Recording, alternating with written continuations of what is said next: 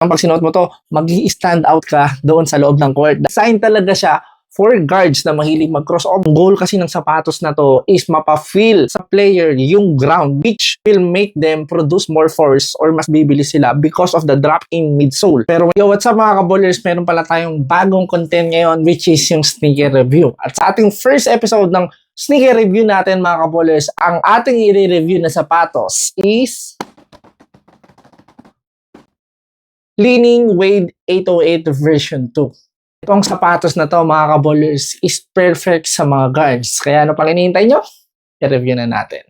Yung first impression natin sa box niya is yung typical lang naman siya na 808 or yung Wade na box, no? So dito mga kaballers, my problem is that, no, na-stuck na siya dito. Tapos, yun, medyo nagulo-gulo na yung box niya. Almost a week na kasi sa akin tong sapatos na to. But then, ngayon ko lang siya i-review dahil nga medyo na-busy tayo the last month, no? Kaya tara guys.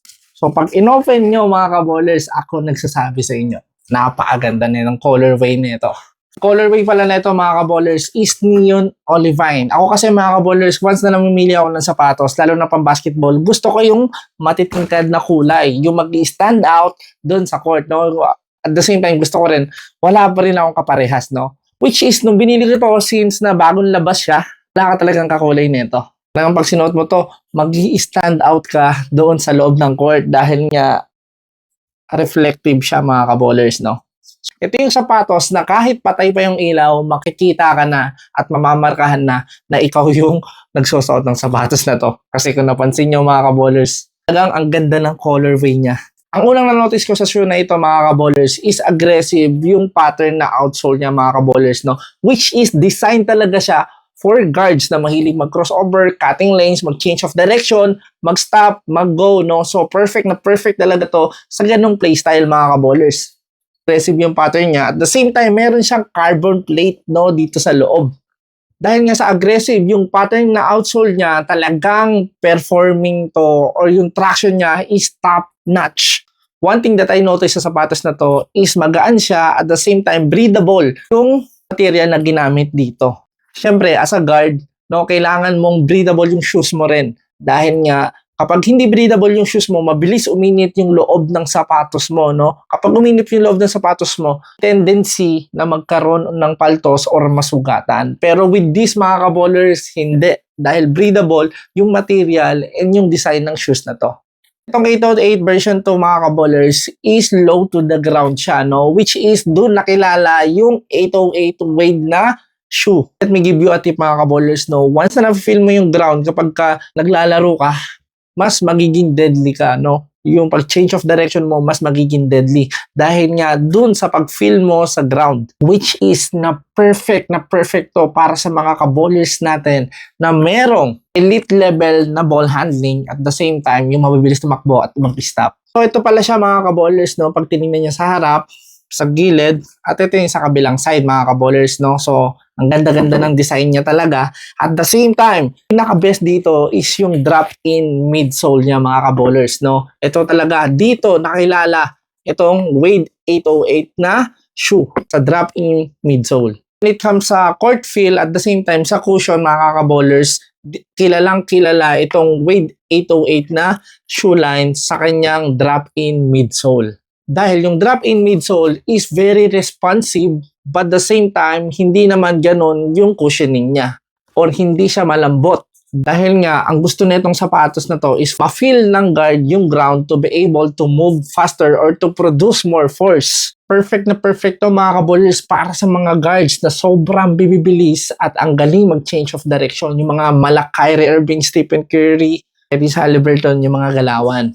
Itong sapatos na to mga kaballers, I don't recommend para sa mga big man or sa mga matataas tumalon at mabibigat yung paa pag lumanding. Dahil nga sa drop-in midsole niya, hindi ganon yung cushioning niya, hindi ganon kalambot, no? Kaya I don't recommend this para sa mga center or sa mga players na mabibigat. Kaya kung naghahanap kayo ng comfort or yung cushioning, hindi mapaprovide ng shoes na to. Dahil nga, ang pinopromote ng shoes na to is yung feel dun sa ground.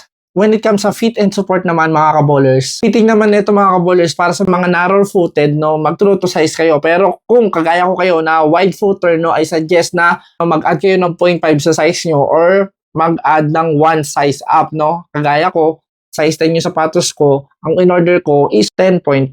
Para naman sa support mga kaballers, no? Itong sapatos na ito is maganda yung lockdown niya. At the same time, hindi nag-wiggle-wiggle yung paa mo dito. Although na low cut siya, pero yung comfort and support na mabibigay nito sa inyo is top notch. This shoe will provide your ankle stability and support, no? So, hindi siya mag-wiggle-wiggle ng pa-side to side mga kaballers, which is designed nga itong sapatos na ito sa mga guards. When it comes naman mga kaballers sa material and durability, sasabi ko lang naman lightweight and breathable yung sapatos na to mga kaballers, no? Hindi ito mga kaballers yung sapatos na pag naghahanap kayo ng luxury feel, comfort, hindi ito yon mga kaballers. Dahil nga sa drop-in midsole niya, ang goal kasi ng sapatos na to is mapa-feel sa player yung ground, which will make them produce more force or mas bibilis sila because of the drop-in midsole. Pero when it comes sa cushion, no, so hindi siya mapoprovide ng mga shoes na yung cushion is talagang top-notch, no.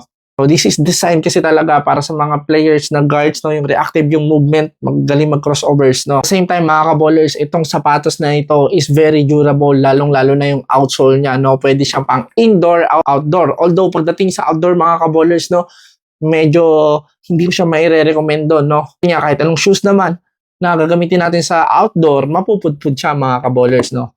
Kaagad, no. So yung mga ganitong sapatos mga kaballers, pang indoor lang talaga ako nagsasabi sa inyo.